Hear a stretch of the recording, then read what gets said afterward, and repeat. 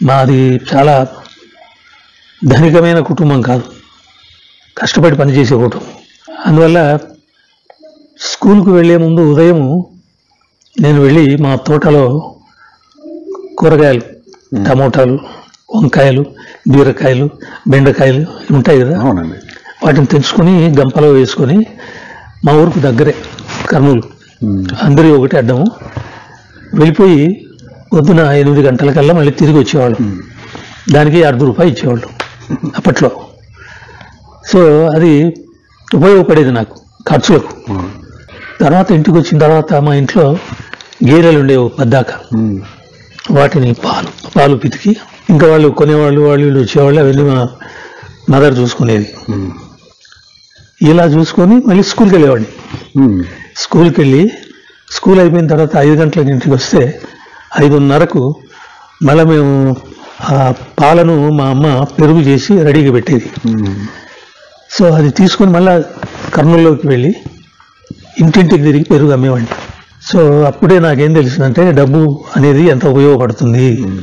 మన దగ్గర డబ్బు లేదు, ఈ రోజు మనం ఈ పని చేస్తే కానీ డబ్బు నడవదు.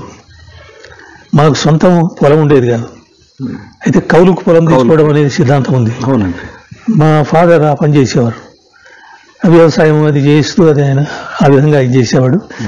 అట్లా 10th క్లాస్ అయిపోయింది, SSL అయిపోయింది.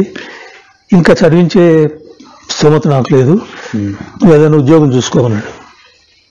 ఉద్యోగం చూసుకోమంటే ఉద్యోగం ఎవరు ఇస్తారు ఆ చదువుకు? కొందరు సలహా ఇచ్చారు, టైప్ నేర్చుకుంటే టైపిస్ట్ ఉద్యోగాలు ఉంటాయి అంటే ఒక 2-3 నెలలు టైపింగ్ కూడా నేర్చుకున్న తర్వాత మా ఫ్రెండ్స్ వాళ్ళంతా టైపింగ్ నేర్చుకుని ఏం చేస్తావు నువ్వు, కొంచెం భావనలు అవి ఇవి మంచిగా ఉన్నాయి, నువ్వు కాలేజీలో చేరు. ఇక్కడ కూడా ఏమైందంటే మా ఫాదరు కౌలుకు చేసే పొలం యజమాని ఒకడు కర్నూలులో ఉన్నాడు, ఆ కాలేజీలో వాడు ముఖ్యుడు. ఈ విషయం మా ఫాదర్ చెప్తే నన్ను తీసుకుని ఆయన దగ్గరికి వెళ్ళాడు. వెళ్తే అప్పుడు అంటే వాస్తవాలు చెప్తున్నాను, ప్యాంటు వేసుకోవడం తెలియదు అప్పుడు. స్కూల్ వరకు ఆ వయసులో ప్యాంటు వరకు, అప్పట్లో దాదాపు 10th వరకు అసలు ప్యాంట్ అనేది చాలా మంది అదే పద్ధతిలో నేనున్నా. అదేమో కాలేజీ చేరుతున్నాం. ఆ ప్రిన్సిపాల్ ఒకటే అడిగాడు, ఇలాగే వస్తావా నువ్వు కాలేజీకి కూడా అన్నాడు. అంటే అప్పుడు ఇవే ఉన్నాయి సార్ నాకు అన్నా. అంతవరకు ప్యాంటు వేసుకోవాలని తెలియదుగా, ఎవరో వేసుకునేవాళ్ళు, మనం వేసుకోము.